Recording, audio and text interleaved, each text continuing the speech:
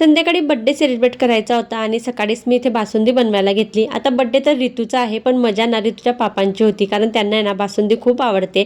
बासुंदी बनवून झालेली होती। त्यानंतर ना ऋतूसाठी मी 2 ड्रेस इथे ऑप्शन म्हणून काढलेले होते, तुला जो आवडेल तो वेअर कर। संध्याकाळी बर्थडेची सर्व तयारी झालेली होती। ऋतूला पण छान असं रेडी केलं आणि ऋतूचे सर्व फ्रेंड्स आलेले होते। ऋतूने तिच्या सर्व फ्रेंड्सने मस्त इथे एन्जॉय केला, सर्वांचा डान्स वगैरे झाला। त्यानंतर ना केक कट करायला घेतला। सर्वात आधी मी इथे ऋतूला ओवाळून घेतलं आणि त्यानंतर ना आज खरं तर माझी तब्येत पण बरोबर नव्हती। आवाजात तुम्हाला जाणवतच असेल थोडासा फरक।